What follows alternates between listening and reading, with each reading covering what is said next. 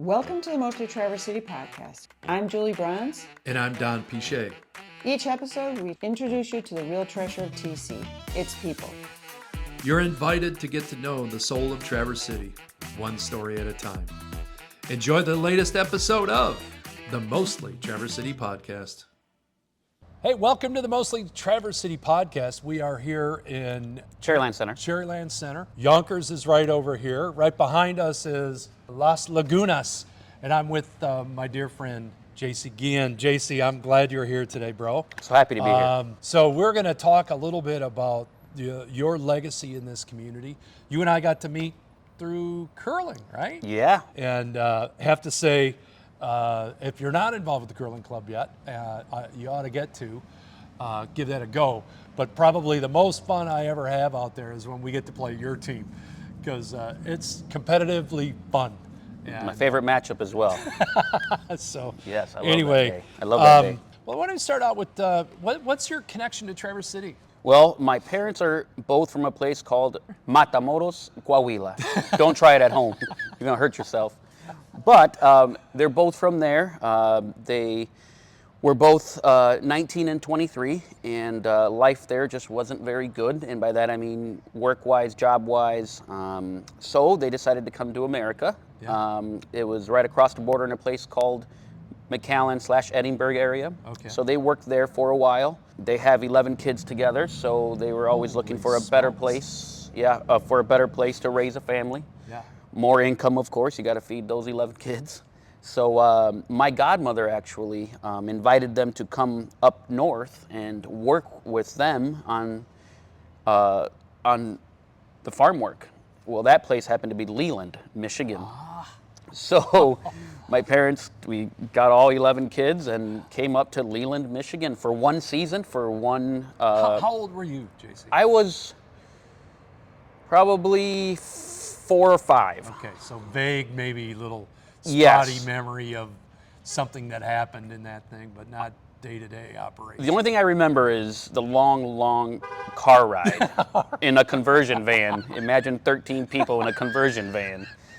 And bathroom stops were not common, so we were just, that's what I remember. So we spent the first season up here in Leland. It was a migrant campground there. So we were there, and we liked it so much that we came back 4 more years to that place, up in Leland, and we loved it as kids. It was always such nice weather up here. Being down from the valley where we were from, it was horrible.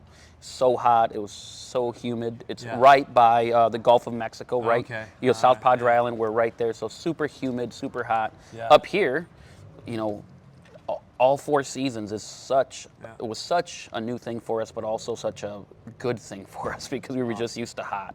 So anyway, we ended up in Leland, and then after that, my dad met some friends, met some people while we were here. My dad's a very social guy, and then got invited to another farm, and that one was in Lake Leelanau.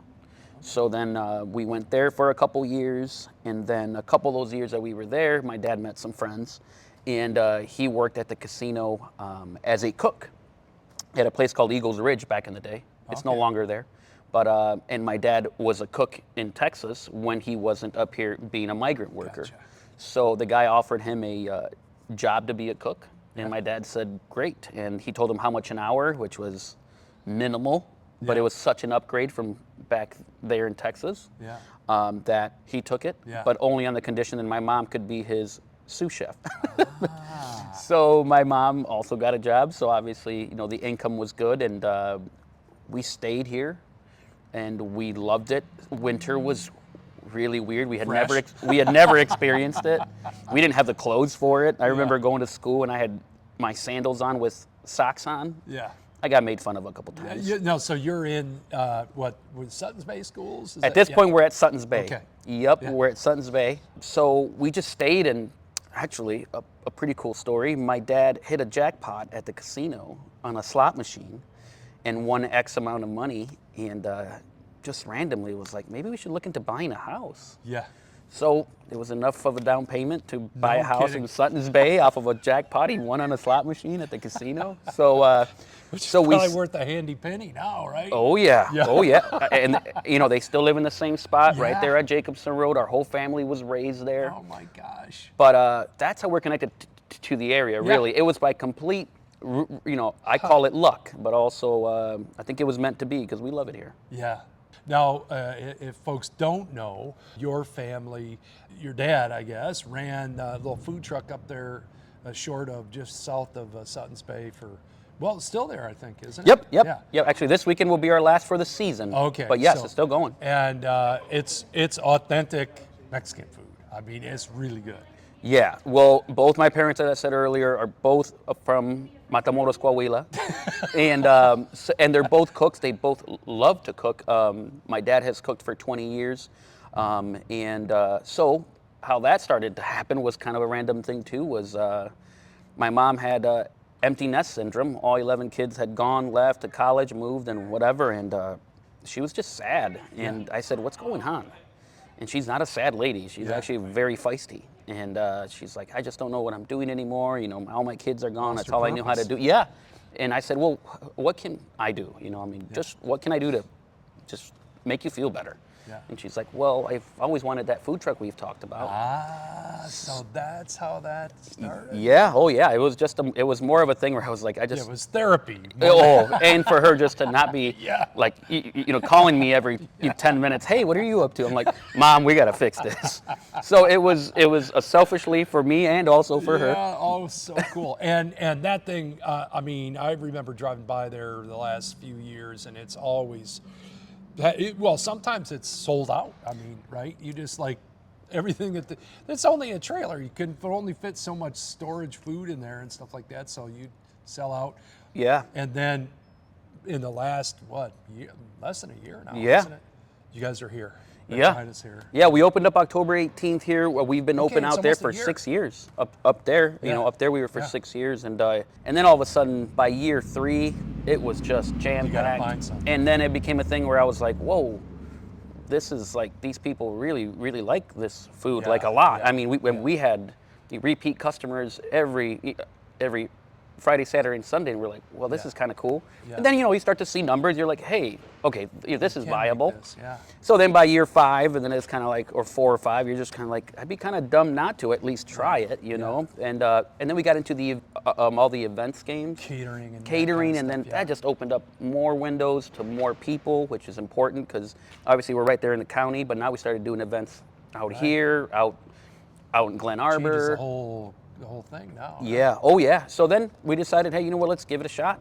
My dad was working out in the vineyards as a vineyard manager out in the county, and he said, I'd love to do that. So as soon as he gave the go, we started searching, and here we are. Yeah, and it's amazing. If you haven't been here, it's super cool to see your and you don't let's be clear. You don't like you're helping your family in this, but your family's doing this thing. You have other full time. You work for Sarah and manage something over there, right? I do. Well, so I worked for Bill Marsh for 14 years before they got Bought out. yeah, before they got out. So I've been in the car business for that long. After I graduated college, that was my first job, and I never left it. Yeah.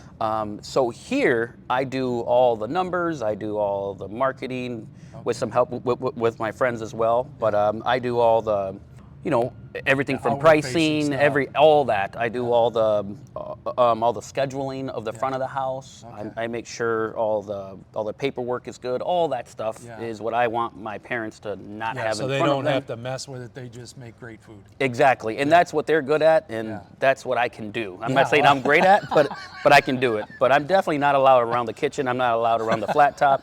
I'm not allowed I have noticed anywhere. that in Oh there. yeah. They kind of scoot you out of there when you get Oh yeah, by. and they're not subtle about it. They're not. I mean, little Well, they got respect a would good be thing nice. going. They want to keep it going that way. Don't screw it up. Right. Let's talk a little bit about how you fit into this community now. If someone's new to Traverse City, how would you suggest they plug in? That's a good question, because actually I was that person when I first started my job here at Bill Marsh, because I knew the county, or Right. Oh, Leelanau County. Yeah. I knew that. I knew everywhere. I knew everybody. But Traverse City it felt like I just moved into college in East Lansing for the first time. I didn't know much. I didn't know roads. Yeah. I mean, I came here to go to the movies and go to the mall, and I went back to the county. Right. So I kind of experienced that. I actually joined a club that's called the Elks. Okay. I joined that. I know it's kind of it was a different age group than me. Yeah. But it was really cool because I got to kind of meet people that are established here in Traverse City and kind of can tell me how it really is. Yeah. So I did that just right off the bat. I'm a social person in general, but I can tell you that, down at those bars downtown, a lot of locals that just hang out there just to hang out and watch a game or two. Right. I was a Michigan State fan, so I can tell you there's huge passion here for sports. There just always has been, whether it's the Spartans or the Wolverines.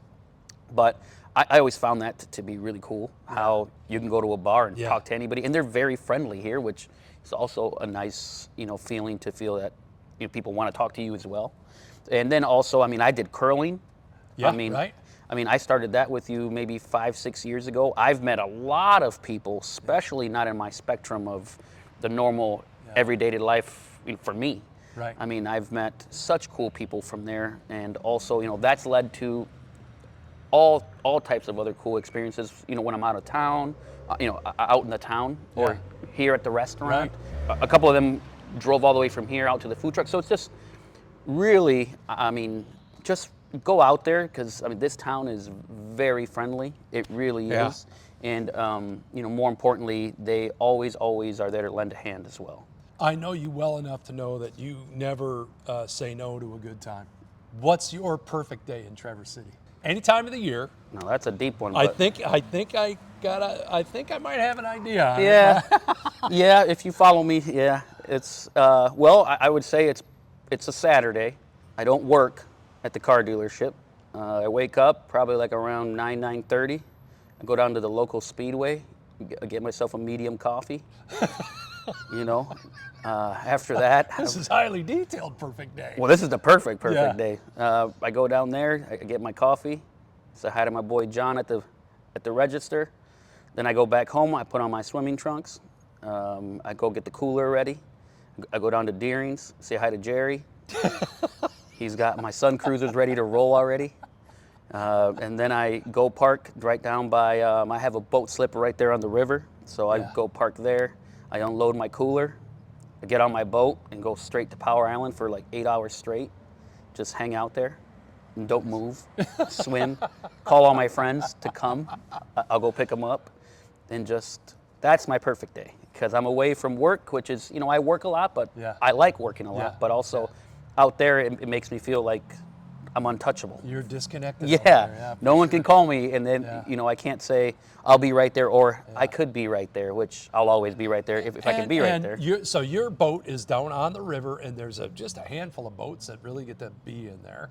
So I'm going to go out on a limb. If ever on a Saturday morning you're looking for something to do, my guess is if you go walking down the docks there and you see JC loading his cooler up onto the boat and you said, "Hey JC, can you give me a ride out there to Power Island?" I'll bet you he'd say yes. The chances are high. Oh yeah. You could be, and look, you bring to this community talent, incredible wit, some business savvy. You're an incredible people person. You could be anywhere you want to be in the world. Why do you stay here? That's a good question. A couple things. One, I would say I feel safe. I do. My family comes from places, like I said, from Mexico that is very violent, and it's not something you can walk around openly and do what you want and, certain things. So that was always kind of a thing for me, that how safe I feel here, how I feel safe of, my parents and my nephews and nieces. So that's always been the first thing. But also I really just like the people. The people is just something they call it Midwest nice, I guess some people say. Up here it gets Midwest, I feel, a lot nicer. Yeah. The people are just awesome. They're really helpful. You brought me into curling. You saw a Mexican and you said, "Let's get him to curl." But so, things like that. People like you. there's just a lot of that. But also at the end of it is I really like the whole nature thing up here. I'm not a nature guy, but I do ski, I do golf, I curl, I go boating. You know, all those things to me, it makes me feel that I'm doing something. You know, for myself, you know, for happiness or whatever you want to call it. But more importantly, I'm not just going to work, going home and, you know, hiding in the AC like I feel like we would when we lived down in Texas. Yeah, So right. all those things combine to where I actually say this is the best place in the world, and I mean it. I mean, you know, I've traveled, and I always say I can't wait to get home and just go through my Monday and Friday to get to Saturday. Like, I love that. You know, I love that because I know exactly what it is up here. You've got a gob of friends, I know that. And what do you suppose your friends would say is your superpower? I guess, I mean, I hope it's what it is, but I would say that I'm always going to be there to help you if you need anything. I've always prided myself in that with my friends. Yeah. If you ever need anything, if I have it, it's yours. But more importantly, I'm always going to be there for you in general, not just, you know, materialistic. But I would say that I have a bunch of friends that are very close because, you know, we kind of give each other that self-respect. So I would say that I'm always going to be there, you know, for you. You know, I as a member of the curling club, I know that you possess an energy, a spark. I don't know what you want to call that. Lots of different words. That when you come into the room, when you walk in there for our Wednesday night game or whatever night we play on, there's an energy change when you're in the room, and I love that in people. That's why I'm attracted to you. I don't mean it like in a weird way. Like, you know, I'm attracted to people who have that capacity because it's the same people that make stuff happen in the community. Stuff like this here, and I value you for that and what you bring. And well, thank you. And I just want to thank you for being part of the Mostly Traverse City podcast. Anything you want to add or share with the listeners of this podcast that you think might be something of value to them? You know, Traverse City is viewed in a certain way by and because of its people. Yeah. I would say, you know, kind of keep that the same no matter what's going on in the world, and it feels like it's kind of, you know, it's happening everywhere or it's going everywhere.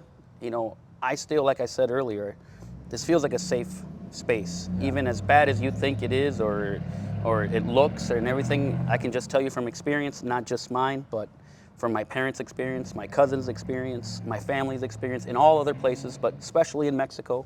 You know, be happy to live in America, but more importantly, be happy to live in Traverse City because this place is very, very special. And it's not just special to me, it's special to a lot of people like me. Yeah. You know, and by that I mean, you know, first generation Americans, but also just remember that there's a lot of those people are here and they're working out here, you know, for the orchards, the vineyards and all that. And remember that they're here for that too, and you guys are great at that. And you know, and I'm part of it too. But I'm saying, you know, the community is just so awesome to our people here, and it's always been.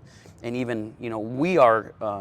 My parents are very integrated in that community, and they all say the same thing. We've worked in all these other places where they don't, you know, they don't treat us the way that you guys treat us here. And That's so, cool. I mean, Traverse City, just keep being Traverse City, and So you know, that's and be you know, positive. That's a great observation, and also like kind of like a challenge too. You know, to let's keep it this way so that there is that open, welcoming thing, because people just like you come into this community and you don't look like everybody else in the community, yet you bring so much value. And man, I'm grateful that our paths have crossed in this place, and grateful to have you as a guest on the Mostly Traverse City podcast.